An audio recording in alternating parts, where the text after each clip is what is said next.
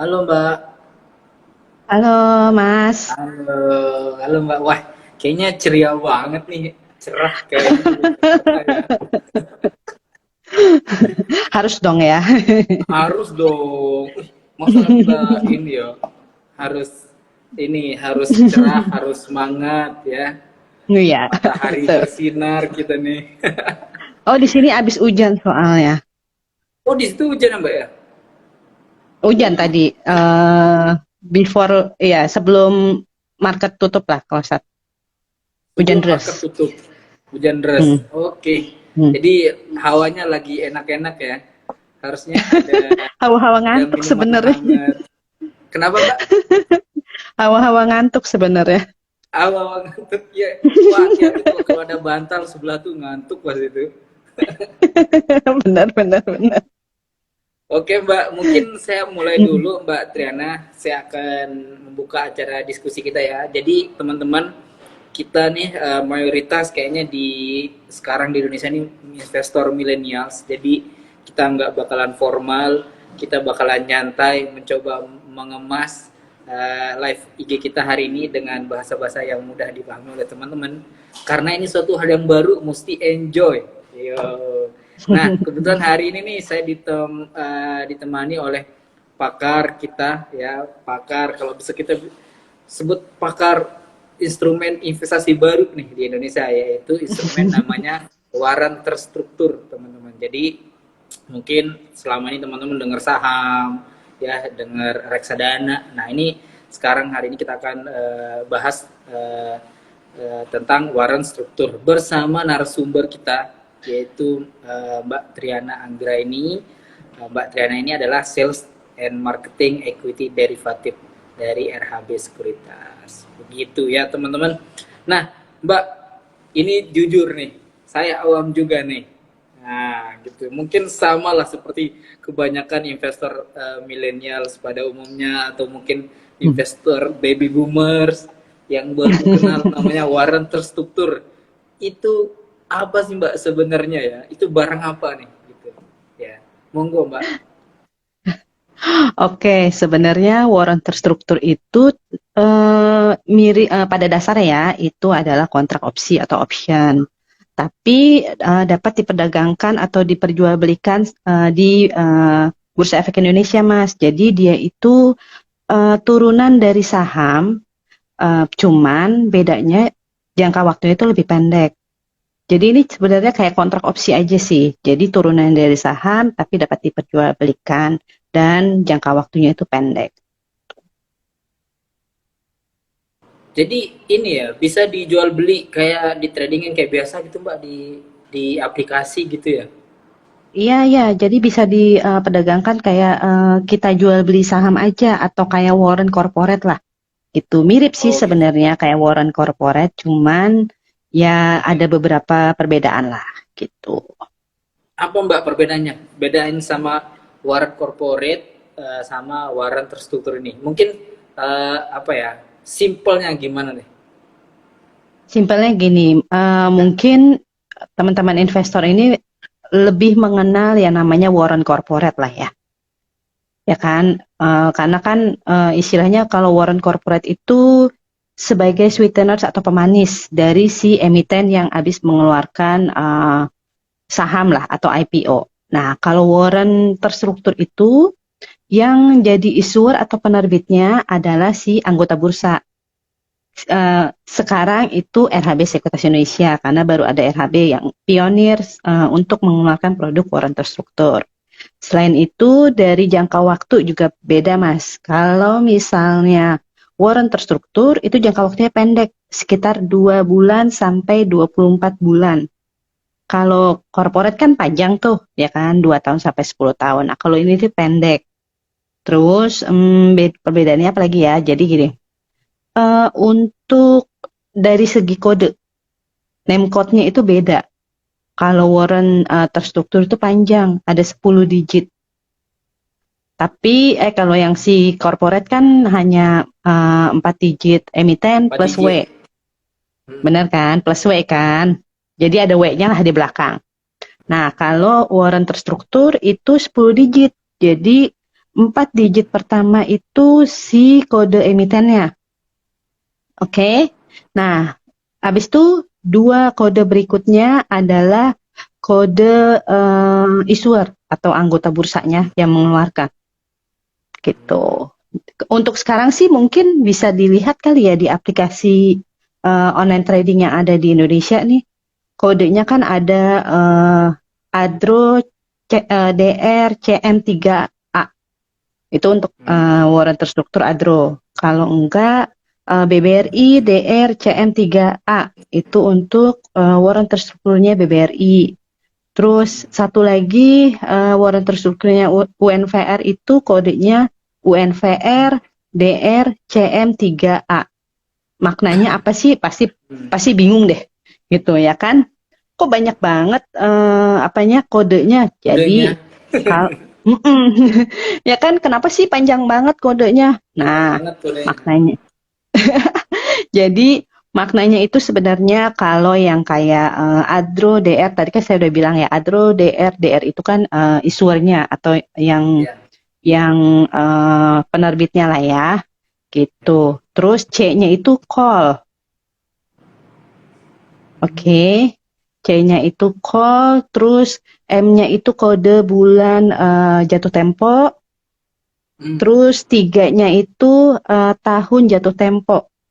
Jadi kan jatuh temponya untuk ketiga warrant terstruktur yang baru keluar ini itu di 2023. Jadi diambilnya hanya 3-nya aja. Terus A-nya itu kode unik. Gitu. Mbak, kalau misalkan kan kita beli saham nih, Hmm, apa namanya, performa perusahaan, laporan keuangan, itu kan ngaruh ya ke harga hmm, saham tersebut. Nah, kalau structure hmm. warrant ini atau warrant terstruktur ini yang ngaruh, yang mempengaruhi harganya itu apa sih Mbak? Apa makin makin mepet dari jatuh tempo makin naik atau gimana? Apa sih yang bikin Oke. supaya kita yang beli itu nggak bingung lah gitu? Oke. Oh ya, tadi kayaknya perbedaannya ada yang kurang saya tambahin ya.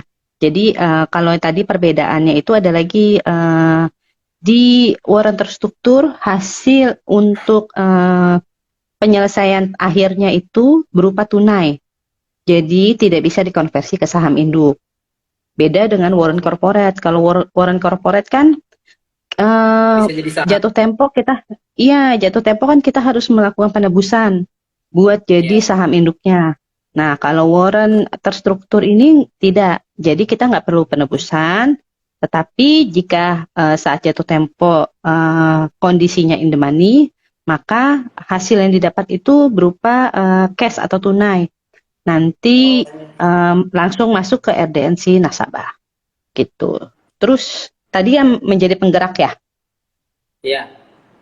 Oke, yang menjadi penggerak untuk harganya si warrant terstruktur itu yang pasti sih underlying-nya gitu.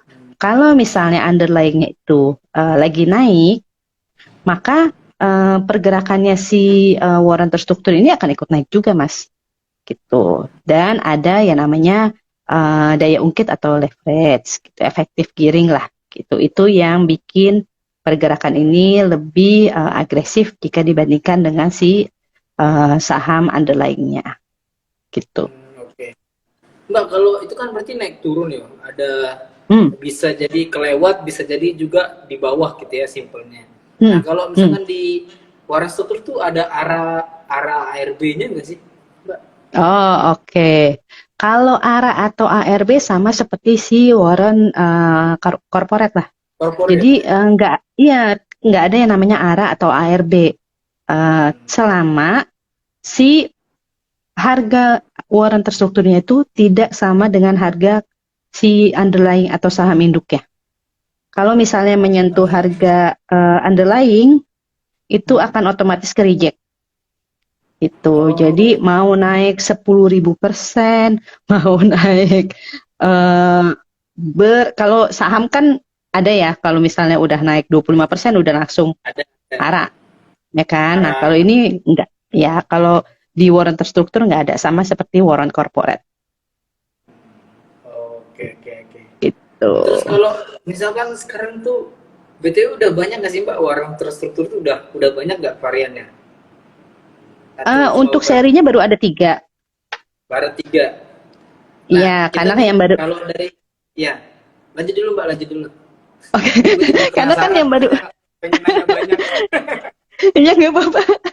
Jadi kan karena yang baru baru menerbitkan kan baru RHB Sekuritas nih Mas, sebagai pionir kan. Ya, Nah, makanya terus kita itu pas link, launching kemarin itu atau listing kemarin tuh langsung 3 seri. oh Jadi langsung 3 seri. Adro, Unilever, sama si BBRI itu yang tadi saya bilang. Kalau misalnya lagi buka aplikasi online trading, bisa tuh langsung dilihat di semua aplikasi online trading yang ada di Indonesia bisa untuk jual beli si warren terstruktur ini. Karena kan sudah listing di bursa ya. Gitu. Ya. Tetapi kita rencananya bulan depan akan eh, istilahnya menerbitkan seri baru lagi, Mas. Kurang lebih 5 lah, 5 bulan depan nih. gitu. Iya, bulan Beneran depan. nih Mbak? Karena kita, iya benar, karena kita targetnya emang tiap bulan kita harus mengeluarkan seri Oh tiap baru nih. bulan. Oh tiap bulan. Yes, yes. Berarti Kalau bisa bisa dibilang 30 saham 30 IDX langsung. 30 tuh. Oh, oke. Oh bisa, oke oke. Jadi nggak harus nunggu ini Mbak ya, nggak harus nunggu kayak nunggu bertahun-tahun atau berbulan-bulan lebih Enggak, banyak. Oh, enggak mesti menunggu si seri yang pertama jatuh tempo baru kita ngeluarin, enggak gitu. oh Bisa oke. aja Bisa aja kita mengeluarkan seri Adro seri yang kedua lah. Kan ini Adro pertama nih, seri pertama Ya, yang sudah ada. Bisa aja kita ngeluarin Adro seri kedua dengan jangka waktunya beda dengan yang sekarang. Kan sekarang 9 bulan. Nah, bisa ya. aja kita cuma ngeluarin 1 tahun atau kita ngeluarin hanya 6 bulan bisa aja gitu. Itu tergantung si RHB Sekuritas itu, issuernya itu. Oke. Mbak, saya baru tahu Hmm. kalau RHB itu pionir. Terus instrumennya udah bagus juga. Terus udah tersedia di market. Ada 3 nih ya, serinya. Nah, saya nih ibarat apa namanya teman-teman di ETB pemula nih Mbak. Nah, apa aja Hmm. sih Mbak yang perlu kami perhatikan untuk memilih yang terbaik di antara 3 ini? Gitu. Oke, Apa yang yang perlu? pertama gini, sebelum istilahnya berinvestasi atau trading di warren terstruktur, ada baiknya para investor itu harus memahami produknya itu dulu. Jadi, karena ini kan produknya high risk high return ya. Walaupun istilahnya hasil yang didapat tinggi, tapi returnnya juga tinggi. Jadi harus benar-benar memahami produk ini, ya kan? Terus dilihat untuk saham underlying-nya itu saham apa. Jadi Oh, di term sheet. Jadi kan sebelum kita mengeluarkan produk ini, kita harus bikin term sheet dulu tuh. Jadi tiap underlying itu ada term sheet-nya. Jadi misalnya kayak Adro. Adro itu di term sheet kita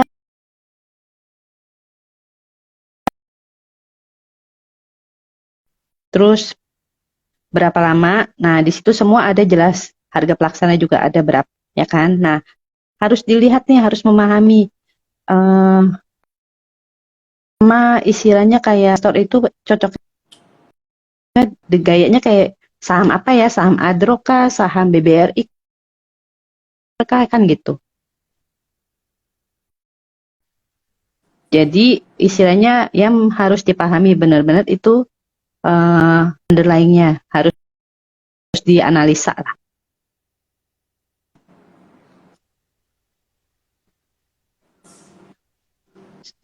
Sorry Mas, ke-mute kayaknya.